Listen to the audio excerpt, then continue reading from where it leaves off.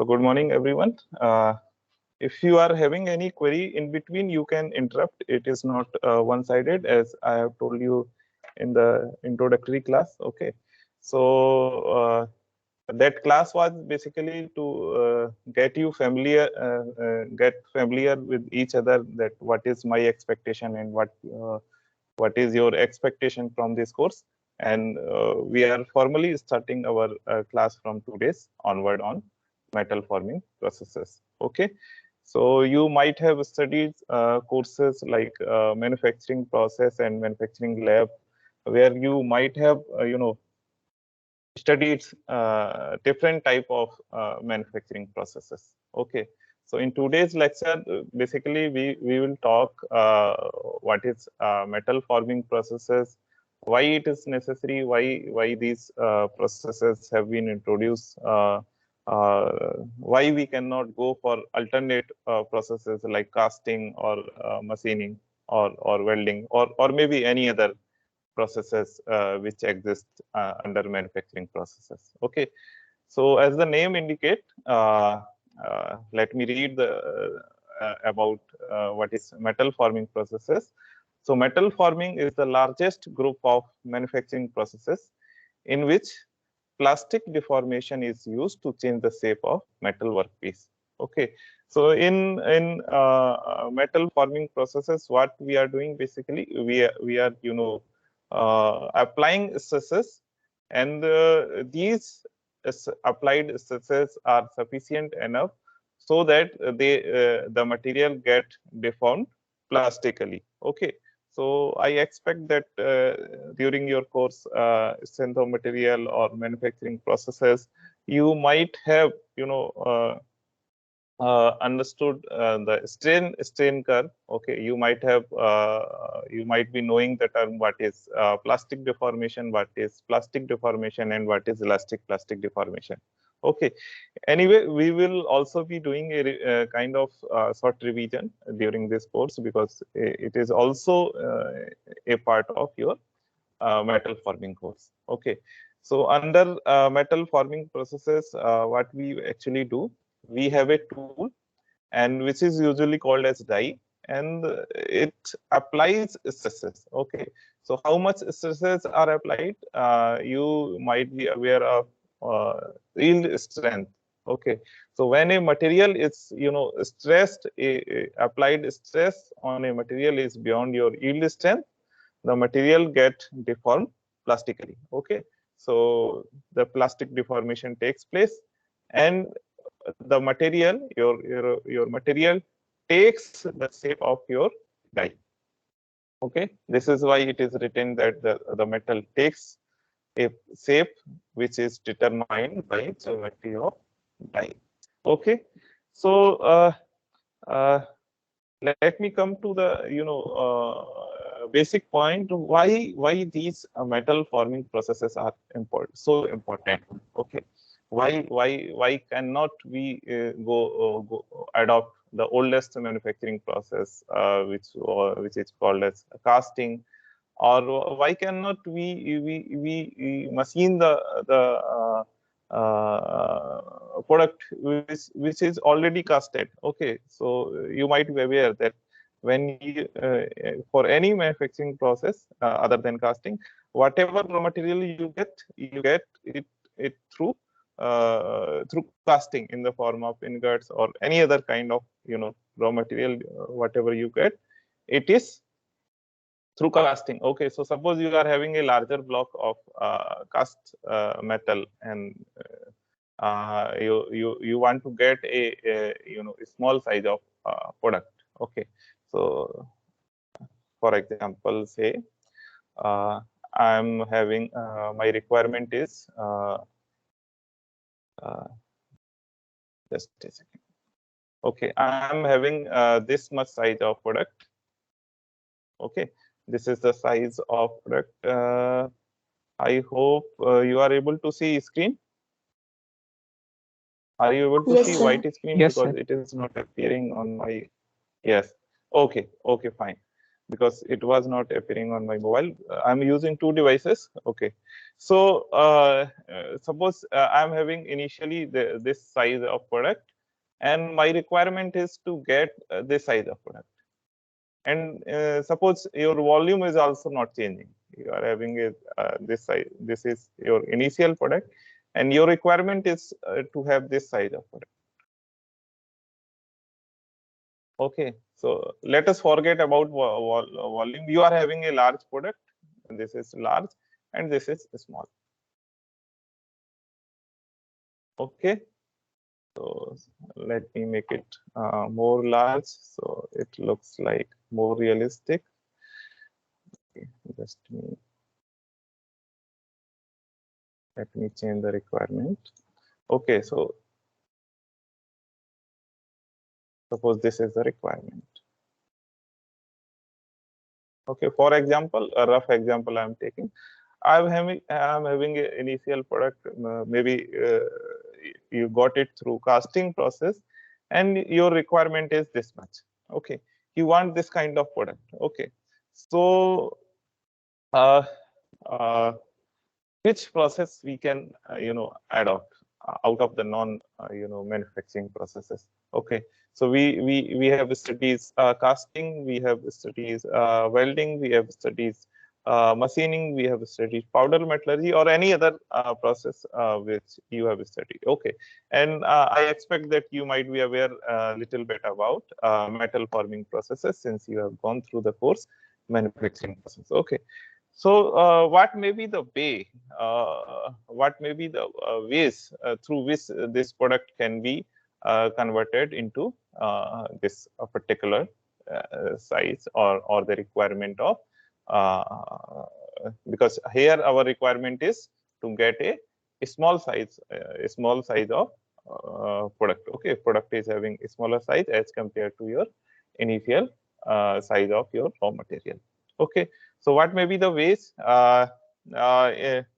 In the first instance, you may say that it is better to get it machined. Okay, let us remove the extra material. Okay, so suppose we machine it, maybe machining it on a lathe or maybe any other process.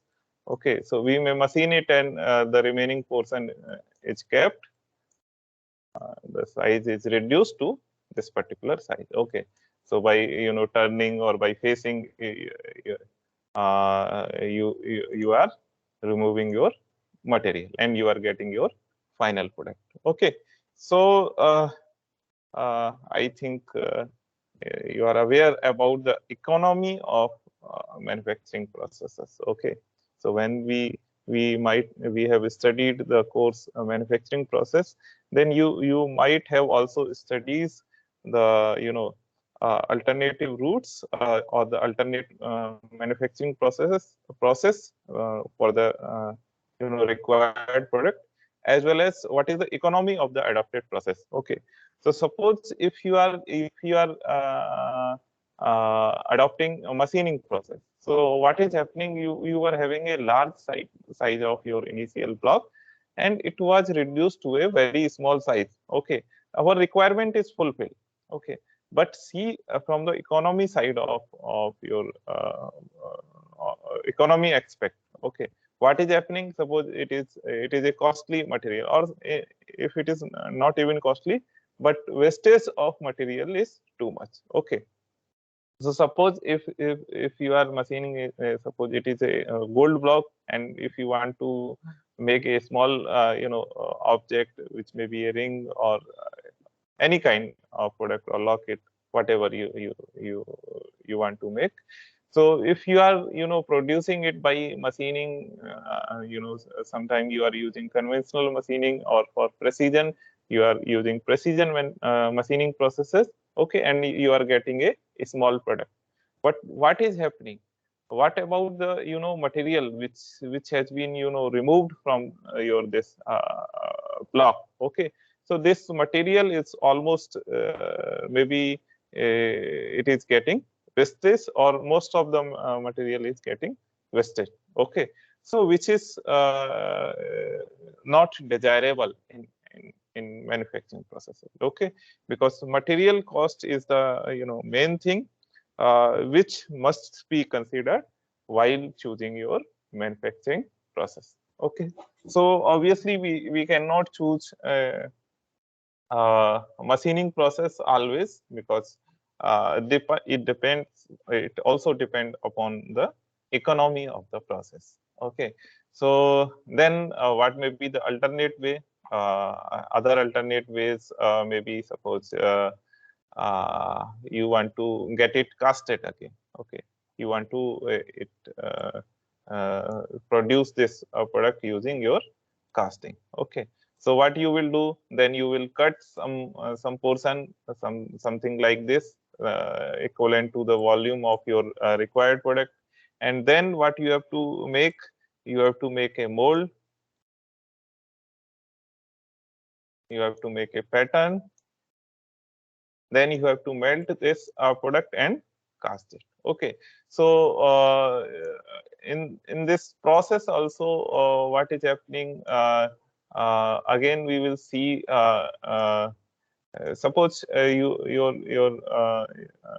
requirement is also to improve the not only to get the final product, but you are expecting that your final product should have improved mechanical properties. Okay, so how you will see, how suppose let me come to the first point first. Okay, so what we are doing, we have cut this a small portion and we have made a pattern, we have made a mold, and then we have melted this process. Okay, so again this is a time consuming process, as well as not desirable also. Okay, so because cutting of the metal of with exact weight is again a complex process. Okay, so maybe this may also not fulfill your requirement, or you may not feel it convenient that every time you are melting your metal. Okay, so then what may be other ways? Suppose you have this kind of your volume equivalent to this. You have a cut piece which is whose volume is almost all more or less equal to your required shape. Okay, so what you can do, because now you are aware at least about the term metal forming. So what we can do, suppose if we are having a block which is having volume more or less equal to your required product, you can plastically deform this particular block under your die assembly. Okay, so in that way also, suppose you are having this is your required product and you are having a die from, suppose this is your upper die and this is your bottom die. So what you will do, you will place your object in between these dies. Okay, suppose this was your cut portion. Okay, so what you will do, you will put your block in between these two dies, and because of the stress applied by these die, your material will be deformed and you will get your final product, which will be in this shape. Okay, so this way, if you see, when we are applying stresses, it will hardly take maybe because in casting process, obviously the time required is high as compared to your forming process. Okay, for forming you may require 5 to 10 seconds if you are applying quick load. Okay, so within a 5 to 10 second you are able to get your final product. But in the case of your casting, since it is a time consuming process, or in the case of machining processes, machining also you have to remove layer by layer. You cannot remove the whole material in single shot. Okay, so you have to remove material, say maybe 1 mm, 2 mm, not more than that depth of cut you are able to achieve. Okay, so forming obviously is less time consuming. You can get a product within a fraction of second, you can say, in some cases. Okay, so this is how your metal forming processes are important. Okay, so and there are other advantages also that I will discuss before the end of this module. That is enhancement in the mechanical properties. Okay, so we will see how the enhancement in the mechanical properties of your required product takes place in the case of metal forming process. Okay, so let me come again to the metal forming process. So here what we are doing, we are having a die, and through dies we are applying stresses, and these applied stresses, how much these applied stresses must be more than your yield strength of your metal. Okay, so as soon as your yield strength applied stress crosses your yield strength, the material get deformed plastically, and it takes the shape. Okay, and this shape is determined by your die geometry. Okay, so let us move ahead. That is the next subtopic in this module, that is how these metal forming processes are classified. Okay, so as I have told, we will discuss about the enhancement of mechanical properties after this at the end of this module. Okay, and we are moving towards the classification of your metal forming processes. Okay, so how these metal forming processes can be classified. So basically in every literature I have seen, these metal forming processes are basically classified as bulk forming processes and sheet metal forming processes. Okay, so as these two names you are able to see through these names you can able to get a sense of classification. What is this or this classification? Okay, so as the name bulk indicates, something which is larger in size. Okay, and another name, that is the sheet metal working. It means your product or your initial material is having your raw material is in the form of sheets. Okay, so in the case of bulk forming processes, suppose let me come here. Yes, okay, let us not erase it. Okay, so in the case of bulk forming processes, suppose you are having sorry,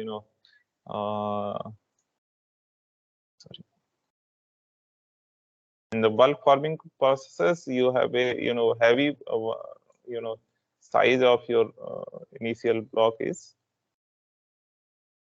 high. Okay, okay, so suppose you are having this kind of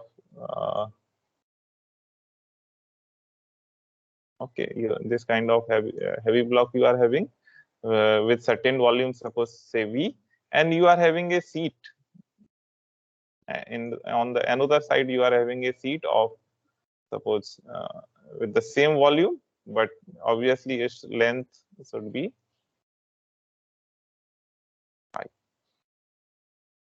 Okay, so what you can see here,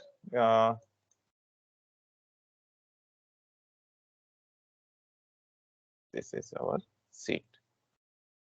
So we are comparing two objects which needs to be deformed or have to go through metal forming processes for certain kind of operation.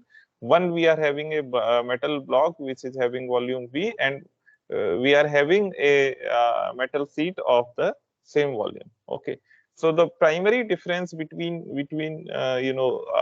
sheet metal working processes and bulk forming processes is that their volume upon surface area ratio. Okay, so which one will have high volume upon surface area ratio? Because here you can see your surface area is high. Okay, so if your surface area is high as compared to these two objects, object 1 and object 2, when you compare these two objects, in which case your volume upon area ratio will be high.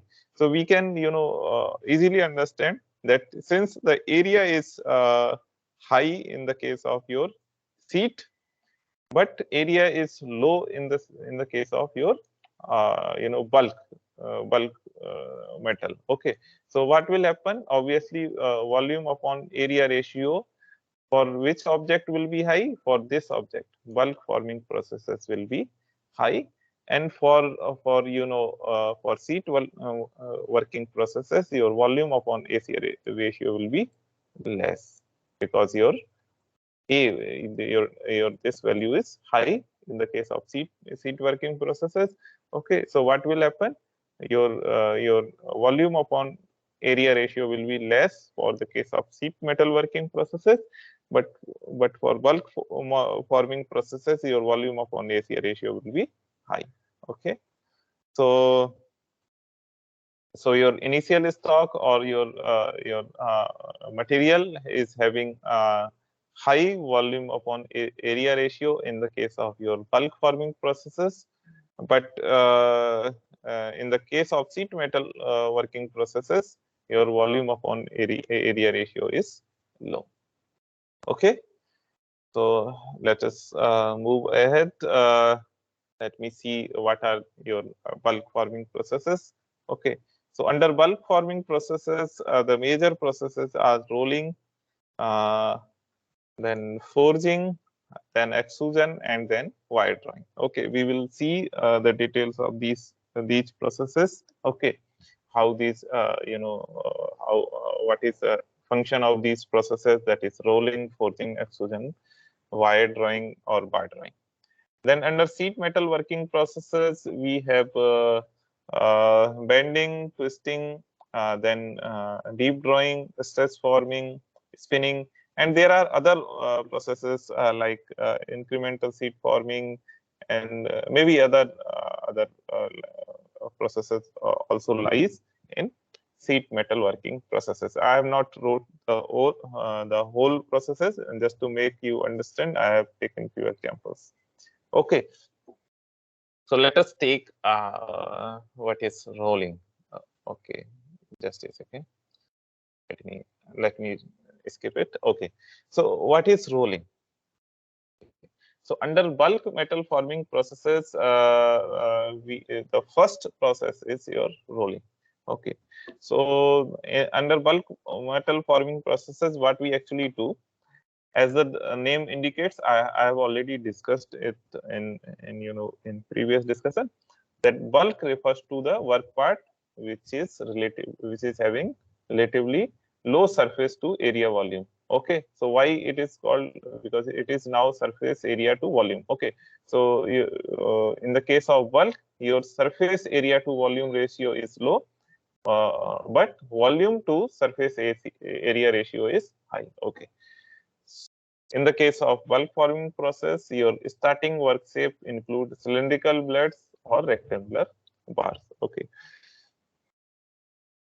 So here you can see you are having this your initial work material. Okay, and what is being done? It is being rolled using through rollers. Okay, and here you can see you are compressing your workpiece.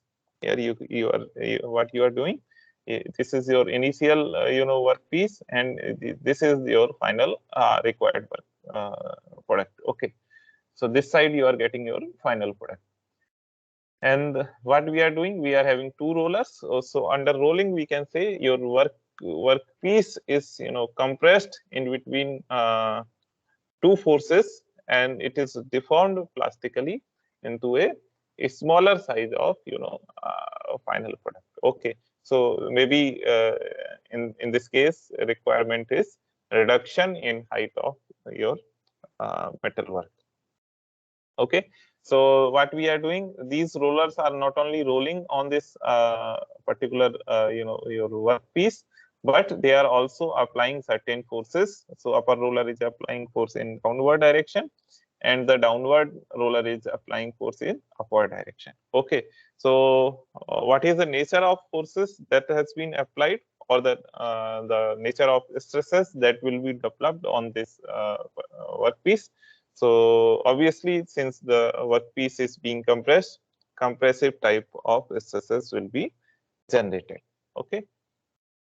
So due to this compressive stresses, your length of your work part will increase, and the height of your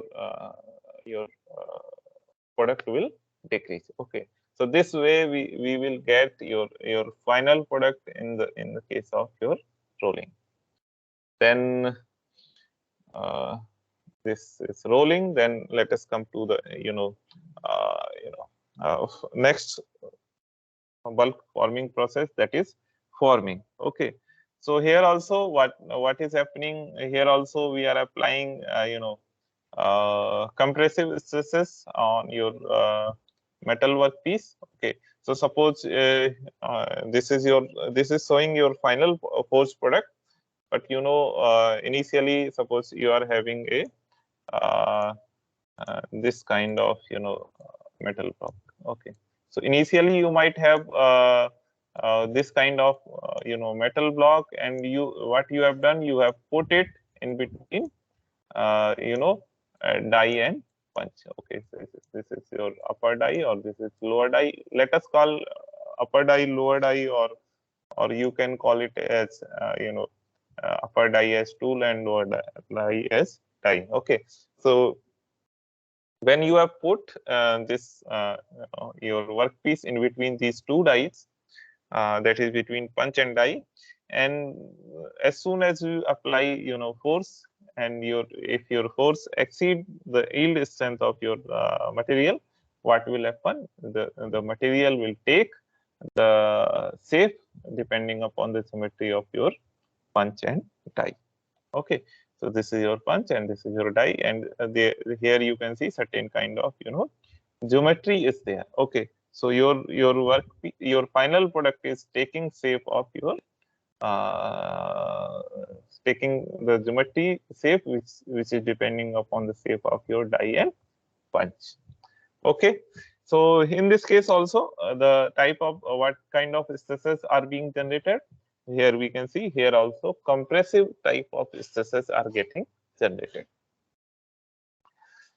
Then move to the next type of bulk metal forming processes, that is extrusion. Okay, so under extrusion, here you can see this is your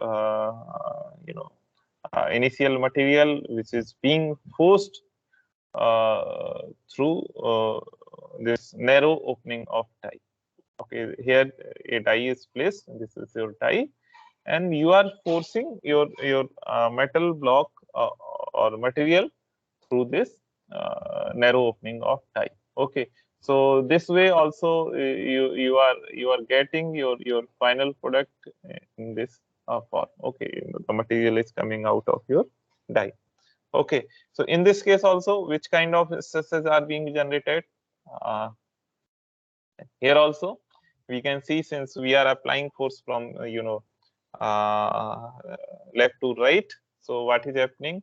The material is being squeezed or compressed in this die chamber. Okay, and it is coming out due to squeezing or due to the applied force. When this applied force has exceeded your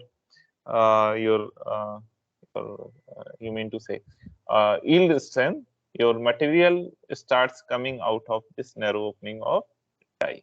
Okay, if if the applied force or the stresses developed are not sufficient, okay, if they are not exceeding the yield strength, your material is not going to come out. Okay, so it is important that whenever we are deforming material, or we want to deform the material plastically in the case of metal forming process, the yield, the applied stresses or the stresses developed on the workpiece should exceed your yield strength. Okay, so as soon as your yield strength, this applied stresses go beyond your yield stress, your plastic deformation of material takes place, and material starts, coming out of your narrow. Okay, so I'm only discussing about introductory part, and we will discuss in detail about these processes. Okay, in the coming modules. Then in this, in extrusion, what we are doing, we are pushing your material through your die opening. Okay, but there is another process in which we are not actually pushing the workpiece, we are actually pulling your workpiece through the narrow die opening. Okay, so this is how your wire or bar are drawn through a die opening. Here you can see you are having your initial material, and here you can see your force is applied in this at this point. Okay, at the opening of your die, you are applying some force. Okay, so when you are pulling this wire, your material is coming out of your die, and what is happening in this case, you can see there may be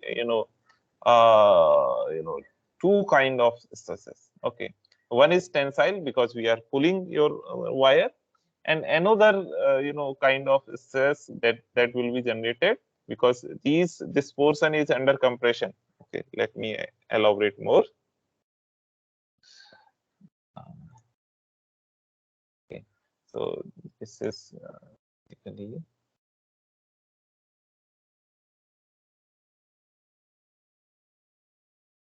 suppose this is a tie.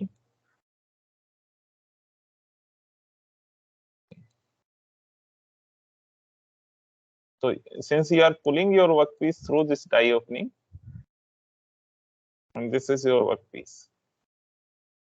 So what will happen in this portion? You will see there will be compressive stresses because this material is getting pulled in the right hand side direction. So in this portion there will be tensile stresses also, but at this end there will be compressive stresses also. Okay, so due to this combined effect of tensile and compressive stresses, you will get your final wire which will be having less diameter as compared to your initial diameter.